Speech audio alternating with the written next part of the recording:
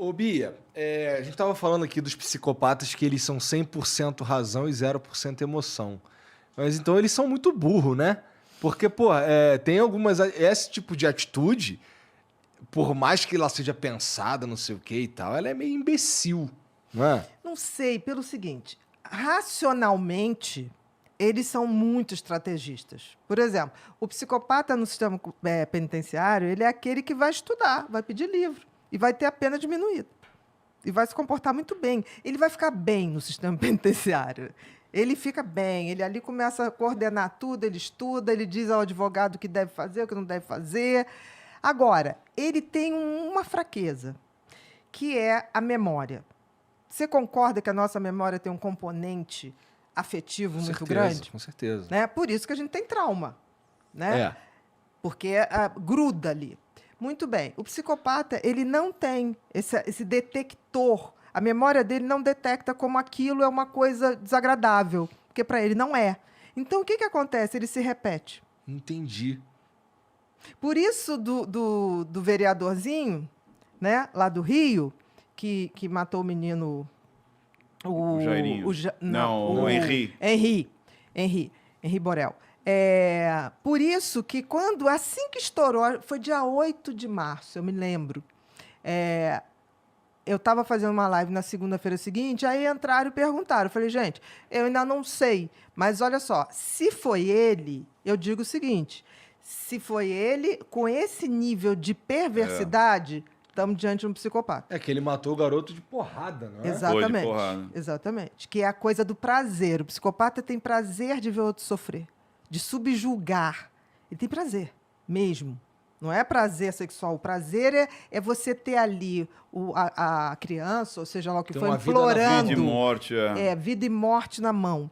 E aí, eu falei assim, é muito simples. Se ele é só procurar. O regresso. Eu te chamo de HPP, História Patológica Pregressa. Todo psicopata tem um HPP. Olha sempre, que interessante. Sempre. E quanto mais grave, mais ritualizado e mais você vai achar. E aí foi pipocando, né? Quando eu fiz a análise, eu fiz ali no dia seguinte, e eu me assustei, porque, de novo, ele se colocou dentro da cena, sem perceber. Porque teve um momento que ele fala assim, mas como é que a gente ia saber que ele tinha todos os hematomas? E olhou na lembrança como se estivesse olhando o menino ali. Na hora eu gelei, eu falei, caraca, como é que ele lembra de uma cena que ele não estava lá?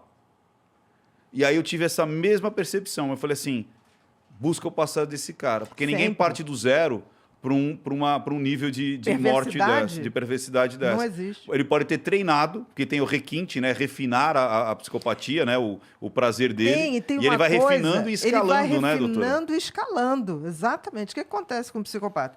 Ele vai, quanto mais grave isso acontece, ele vai vendo que aquilo vai ficando mais ousado. Aí ele quer mais dificuldade, ele quer mais o risco, ele tem um prazer com isso. Então ele vai sofisticando a maldade.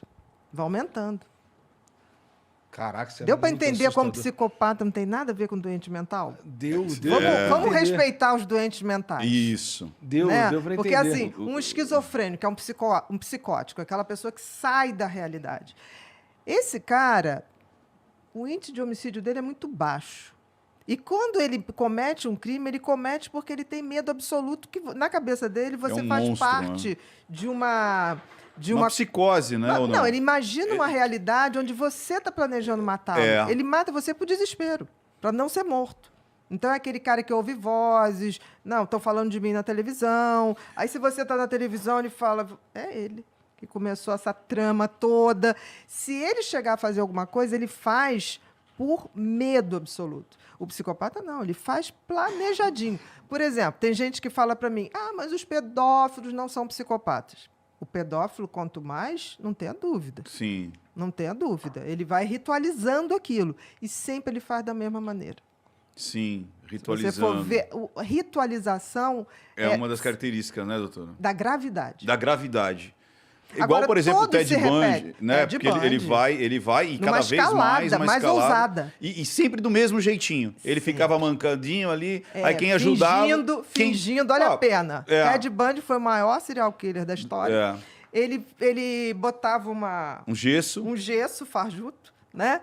E a mancanda, aí ele vinha uma menina passando, aí ele abria a coisa do O carro. Fusca, com A dificuldade. mala. Aí a pessoa deixava os livros cair. Não, vou lhe ajudar. Ali ele já dava uma paulada Com martelo. Com martelo, né? Com um taco de beisebol. beisebol Agora, também. olha a perversidade, Igor. É tipo assim, quem era altruísta, ou seja, quem era bonzinho, morria.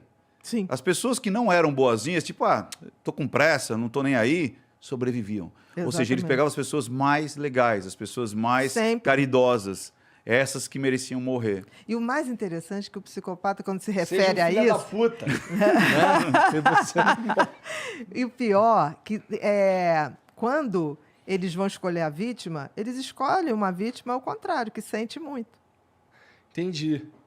Então, qual é a parceria mais comum? Um psicopata com uma borderline. Se você for no presídio masculino... É isso que eu ia te perguntar, doutora. Você não acha que no caso lá do assassino, a Paula não tem traços de borderline? Você acha que ela não estourou naquele momento de... Não era para ser daquele jeito? Pela frieza que ela manteve depois. Que a border não seguraria. Ela não explodia. segura a onda, ela explodia em outro momento. Ela explodiu várias vezes, não explodiu nenhuma. Então, Não explodiu nenhuma. dá pra dizer Eu que entendi o que você está raciocinando, mas a frieza dela é maior do que qualquer Saquei. outro traço. Não. Entendi. Entendeu? E E outra a gente coisa- sabe que tem alterações de mulheres assim que você vai escolher pela frieza. Porque os quadros às vezes se confundem. Se confundem. Mas a frieza ou a capacidade de fazer maldade só um psicopata consegue fazer. E a gente consegue dizer também que existe o psicopata organizado, desorganizado, aquele que é, por exemplo, muito inteligente, que nem o Roger, ou pessoas que passaram na medicina, e pessoas completamente beirando ali o analfabetismo, por exemplo, o maníaco do parque. Você Sim. vê um cara completamente... Não consegue nem falar, não consegue se expressar, mas tinha uma Chico inteligência... Picadinho, né? E tinha uma inteligência relacional muito Chico forte. Picadinho? Chico Picadinho. Caralho, não quero nem saber a história desse cara. Não, ele literalmente esquartejava as mulheres. Mas tem Meu isso aí, Deus. tem essa situação. Porque existe um mito que todo psicopata é muito inteligente. Não, tem os que são... Não, ele é sempre racional. Não necessariamente super inteligente. Inteligente. Porque a maior burrice é essa coisa de não detectar o erro. Isso. Por isso que ele se repete. Eu digo, o tempo todo eu digo isso. Se o nosso sistema de polícia fosse interconectado, não acontecia a segunda vítima Porque de um serial killer. Acenderia uma bandeira vermelha ali. Claro, Entendi. aparece uma pessoa numa área, um tipo de ritual esquisitíssimo.